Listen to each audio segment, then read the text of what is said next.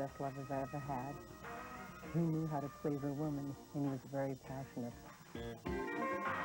Christian said to me once that he had made love to a couple of Marlon's women. A look inside the super-secret world of the Brandos from the woman who says she spent 9 steamy months in the arms of accused killer Christian Brando. There was no one on the island. There were a lot of huts. We made love. Beautiful Shirley Campanis saw the Christian nobody knew. He was very careful when he spoke about his father. I think it was a love-hate relationship. And she saw a Marlon she never suspected. He was flirting with me very heavily, so I finally just looked and I glared at him. Inside the Brando clan.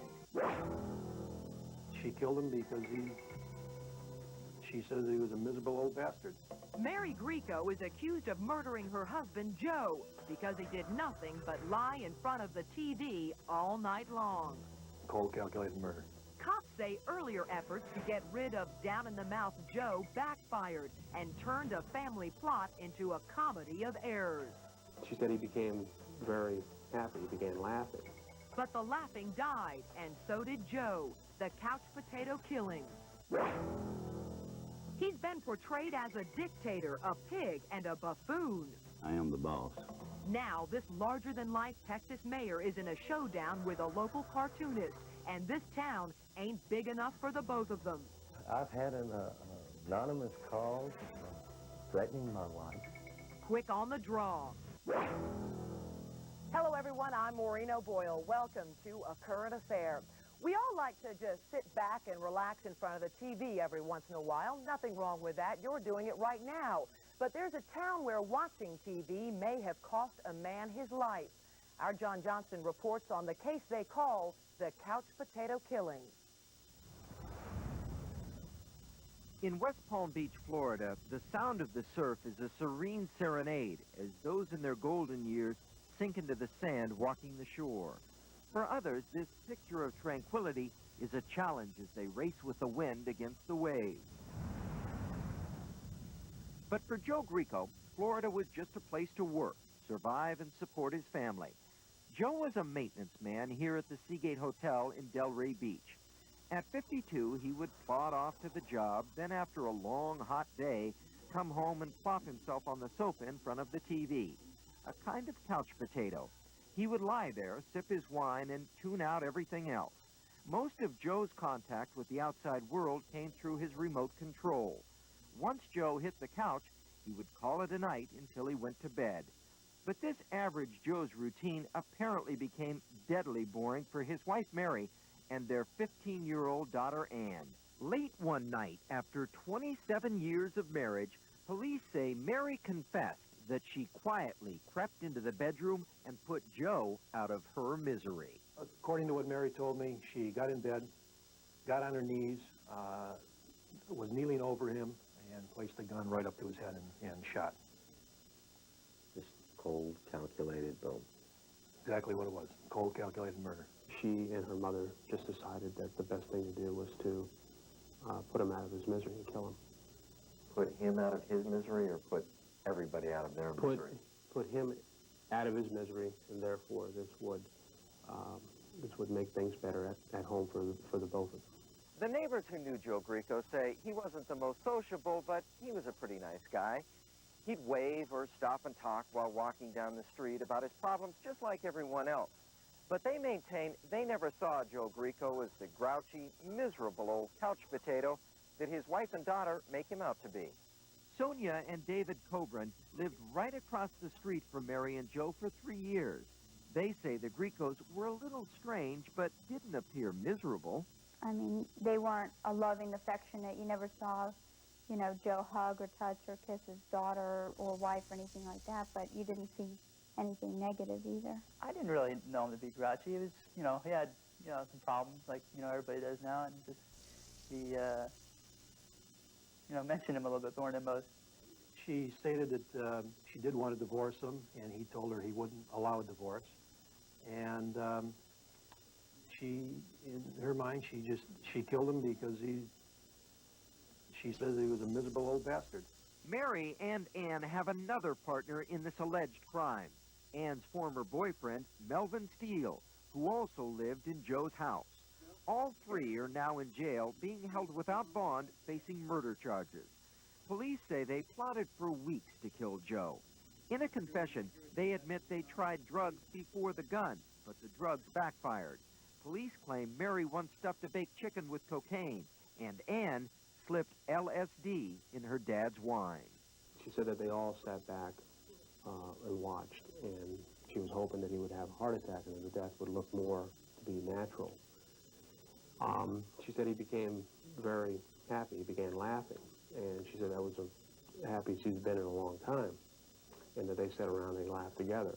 Laughing together was something that was almost unheard of in the Grieco family, according to Mary and Ann. But Joe's brothers find that hard to believe. He was a good guy.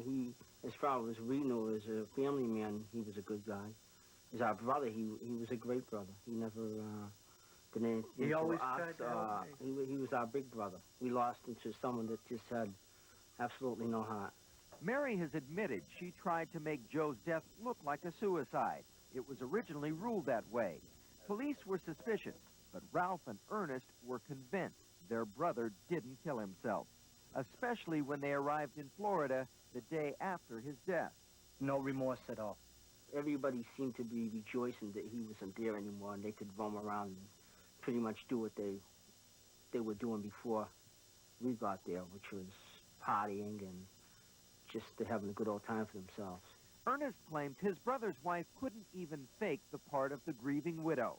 He says he almost got sick when he walked in the bedroom where Joe had been killed. Can you tell me where the bed is and stuff? And she said, well, I had Melvin cut the bed in half. I said, you had him cut the bed in half?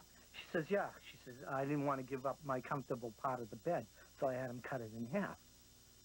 And I'm just shaking my head to myself and saying, what the heck? Joe's brothers place most of the blame on Mary, but are baffled by Ann. I'm very baffled. I am very baffled as to my client, age 15, how she found herself in this position, because there's no doubt in my mind that she loved her father very, very much. There are going to be a lot of people that say she sure had a strange way of showing it. Yes, there will be. But there's a fine line between love and hate, I presume. Maybe one of the biggest mysteries about this alleged murder is the role of Melvin Steele. I mean, Joe was always good to him, gave him a place to stay, a roof over his head, helped him work on his car, even got him a job here at the Seagate Hotel and Beach Club. So what did Melvin have against Joe? Why did he want him dead? He had no personal animosity towards him at all. Then why did he want him dead? He wanted to help out Ann and Mary. Detective Barrow says Melvin Steele acted as if he was proud of his role in the alleged murder. In fact, if Steele would have kept his mouth shut, Joe Grieco's death may still be considered a suicide. Police wired one of Melvin Steele's buddies and caught him bragging on tape. When police confronted Mary, she confessed, but was not a mourning widow. She wasn't weeping because of the fact that he was dead.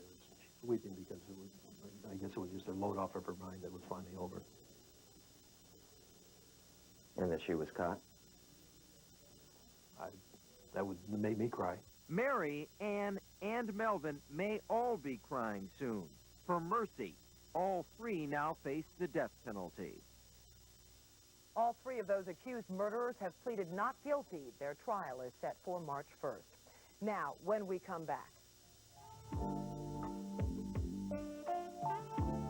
And he said to me, honey, that was like going from one nightmare to the next. The woman who says she spent 9 months as part of the Brando clan tells of Christian's agony and Marlon's appetite. He'd order about a dozen and just love to eat those hamburgers. That's later. Also, a showdown in a Texas town as one man goes gunning for the larger-than-life mayor. They don't do things halfway in Texas, but even in the Lone Star State, Mayor Ray Harrison is a larger-than-life character. And as our Lyndall Marks reports, not everyone in town is too happy about that.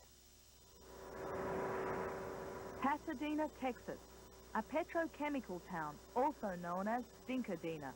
Something even uglier than the smell is happening here. An uncivil war between a man known as Chaz, a cartoonist with the local paper, and his honor, the mayor of Pasadena, John Ray Harrison, known as Ray Ray. There's not a lot that happens in this town of 118,000 that Ray Ray doesn't preside over. Some people call it boss, and I am the boss. Here at City Hall, some workers say the boss has even gone as far as searching their personal property and even ordering them to get rid of certain reading material, like copies of the local paper, the Gazette Express. I have left my mark on the city, and I will be, because over a decade I have been mayor. Boss Harrison's mark is proudly displayed at the local convention center, which was renamed to his name, the local playing field, and many city buildings. Ray Ray exercises his clout in the system here in a controlling manner, more like a dictator, one that dictates what's going to be said and dictates what's going to be read.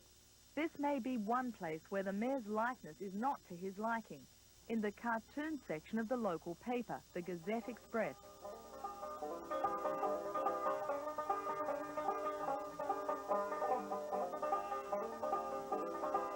Chaz's cartoons have triggered a feud. The Gazette was removed from City Hall, and now the feud may be out of control. My life's been threatened. Since that time, I've had anonymous calls threatening my life. The Gazette Express newspaper in Pasadena. The Gazette office has become a battlefield. The paper has enlisted its big guns. They can have it for that. No. It would be easy. The man who says he won't let the mayor walk all over the Gazette is the editor, Sam Jackson. Has the freedom of the press been destroyed in this town? Yes, it has. If you were to confront him, what would you want to say to him? Go to hell.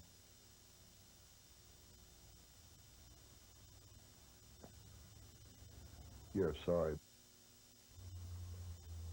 Yes, ma'am. I really would. What sort of a local paper is it? What words would you use to describe it? Nothing. And what about the cartoons that Chaz draws? Nothing. It wasn't nothing when, according to this woman, she was suspected of having a copy of the Gazette in her lunch bag. Nini Baez left her job at City Hall and says she's filed a charge of discrimination against the mayor. He got really angry because I wouldn't give him the bag. I wouldn't show it to him. I was afraid. I didn't know what he wanted it for. There's people that are afraid to read the paper. They won't. They're afraid to be seen because of losing their job. They're afraid of losing their job if he knows that they're reading it. Let me throw at you a few words Sure. that have been attributed to you Sure. by others. Sure. And let me get your comment on them. Sure. Egomaniac. What? Oh, Lord, Chico. No, I wouldn't say that. The last mayor, Johnny Isabel, was spared the ridicule of Chaz's poison pen. Do you think this is like an old-fashioned shootout between the local paper and the mayor? Oh, without a doubt. I think, except they're not using guns, they're using fountain pens and pencils. Chaz is prepared to come and meet you, to extend his hand. Would you do that? The answer is not today. I certainly will. It's like Bush may meet with somebody over in the Mideast someday. Well, down here in Texas, we don't allow politicians to run us over.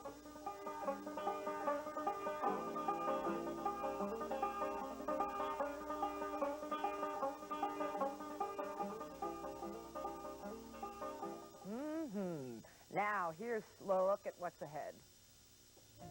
A beautiful insider paints a picture of the Brandos as you've never seen them before.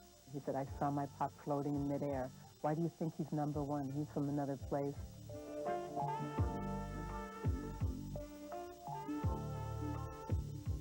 Those stories when we come back.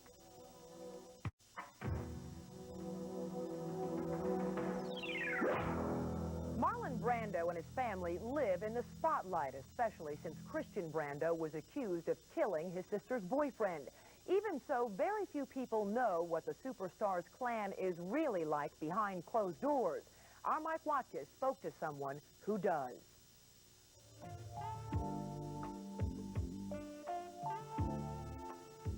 Sultry Shirley Campanis says she's had a wild affair with a man whose family name is synonymous with sex, scandal, and the silver screen. A sizzling relationship with a man by the name of Brando. Christian, that is. Christian was one of the best lovers I ever had. He knew how to please a woman. He really cared how the woman feels, and he was very passionate. I don't think I can go into any more detail on air. She says her relationship with the now accused killer began in Tahiti in the fall of 1987, when Christian, his best friend Bill Cable, and Cable's wife at the time, Shirley Campanis, were vacationing on Marlon Brando's private island paradise. Shirley and Bill were having marital problems, so Shirley says she turned to the young Brando for solace. Well, Billy and I, we were fighting a lot. We were having a lot of problems, and Christian was with me. He was very sympathetic to me, and, you know, we spent a lot of time together. We would take walks on the island. There was no one on the island. There were a lot of huts, a lot of places to get lost in. We made love. And that was only the beginning.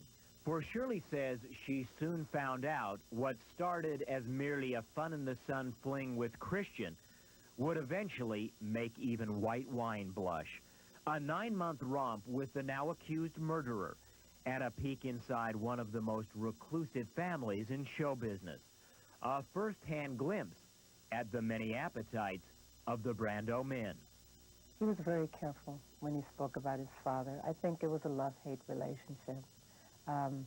He told me a funny story once.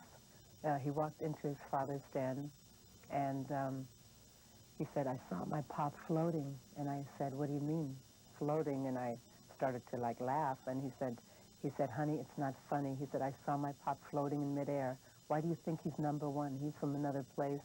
But Campanis says the weirdness didn't stop there, especially when it came to the Brando's favorite pastime, women.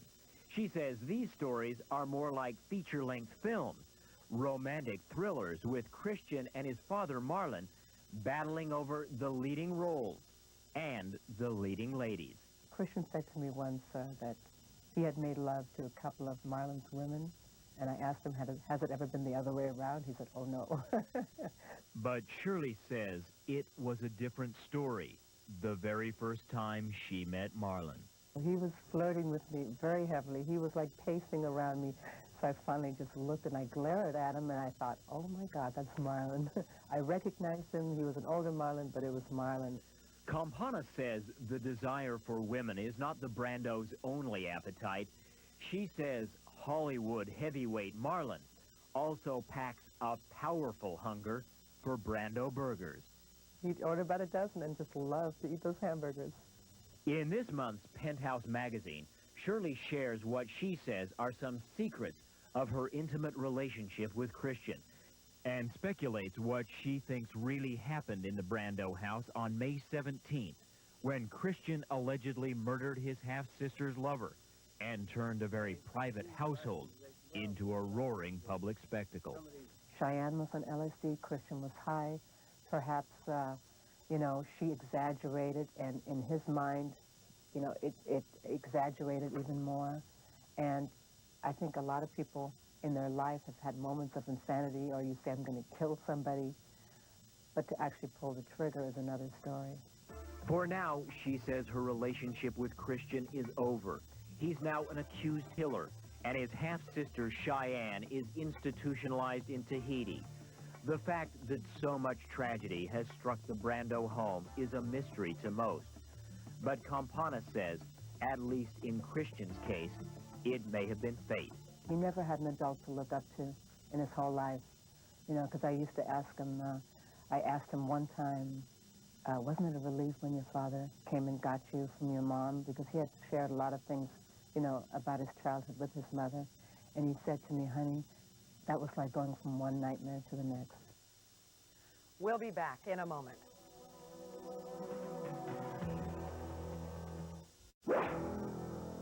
Playing a terrified woman is often just part of a day's work for an actress, but for one star, it was a lot more than that. A real-life Hollywood horror story. Actress Teresa Saldana savagely knifed by an obsessed fan. Her attacker continued to threaten her life from his jail cell. He swore on the scars of Teresa Saldana that he would complete his divine mission of killing me. Now, after a landmark court decision, Teresa reveals for the first time her terrifying ordeal, 8 years of fear. That's tomorrow on A Current Affair.